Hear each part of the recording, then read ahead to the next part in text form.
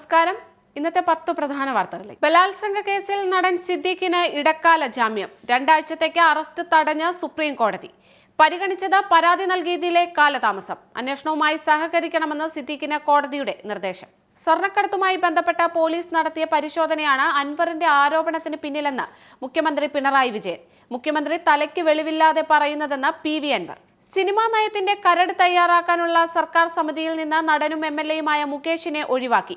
ചലച്ചിത്ര academy chairman Premkumar, നടൻ മധുപാൽ എന്നിവരെ അംഗങ്ങളാക്കി സമിതി പുനഃസംഘടിപ്പിച്ചു. അമീബിക് മസ്തിഷ്ക ജ്വര കേസുകൾ കേരളത്തിൽ വർദ്ധിക്കുന്നു. രോഗം സ്ഥിരീകരിച്ചിട്ടും കേരളത്തിൽ പ്രഖ്യാപിച്ച ICMR പഠനം കടലാസിൽ ഒതുങ്ങി.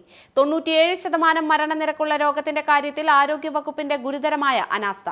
പ്രധാനമന്ത്രി നരേന്ദ്രമോദിയെ താഴെയിറക്കാതെ മരിക്കില്ലെന്ന കോൺഗ്രസ് അധ്യക്ഷൻ മല്ലികാർജ്ജുൻ ഖാർഗെയുടെ പ്രസ്താവനയിൽ രൂക്ഷ വിമർശനവുമായി അമിത്ഷാ. മോദിയെ കോൺഗ്രസുകാർക്ക് എത്ര ഭയവും വെറുപ്പുമാണെന്നതിന് തെളിവാണിതെന്ന് അമിത്ഷാ. സീതാറാം യെച്ചൂരിക്ക് പകരം ജനറൽ സെക്രട്ടറി പദത്തിൽ ആർക്കും താൽക്കാലിക ചുമതലയില്ല. CPM പോളിറ്റ് ബ്യൂറോയുടെയും കേന്ദ്ര കമ്മിറ്റിയുടെയും കോർഡിനേറ്ററായി മുൻ ജനറൽ സെക്രട്ടറി പ്രകാശ് കാരാട്ടിനെ നിയമിച്ചു. ബ്രിട്ടനിൽ പ്രധാനമന്ത്രി കെയർ സ്റ്റാർമർക്കെതിരെ അഴിമതി ആരോപണം. സംഭാവന കിട്ടിയതൊക്കെ സ്വകാര്യമായി ഉപയോഗിച്ചുവെന്ന് ആരോപിച്ച് ലേബർ പാർട്ടി MP രാജിവെച്ചു. ലേബർ പാർട്ടിയുടെ മുഖമുദ്ര അധികാരവും അത്യാർത്ഥിയുമാണെന്നും കാന്റർബറി MP റോസി ഡഫീൽഡ്. UK-യിൽ കുറ്റകൃത്യങ്ങളുടെ പേരിൽ അറസ്റ്റിലാകുന്നതിൽ പുരുഷന്മാരെ മറികടന്ന സ്ത്രീ ക്രിമിനലുകളുടെ എണ്ണത്തിൽ വൻ വർധനവ്.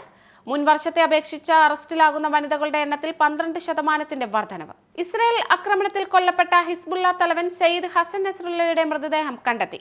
മൃതദേഹം കണ്ടെടുത്തത് ബൈറൂത്തിലെ ദക്ഷിണ പ്രാന്ത പ്രദേശങ്ങളിലെ കെട്ടിടാവശിഷ്ടങ്ങൾക്കിടയിൽ നിന്ന്. ഇംഗ്ലീഷ് പ്രീമിയർ ലീഗിൽ മാഞ്ചസ്റ്റർ യുണൈറ്റഡിന് കനത്ത തോൽവി. ടോട്ടൻഹാം ഹോട്ട്സ്പറാണ് എതിരില്ലാത്ത 3 ഗോളിന് യുണൈറ്റഡിനെ തകർത്തത്.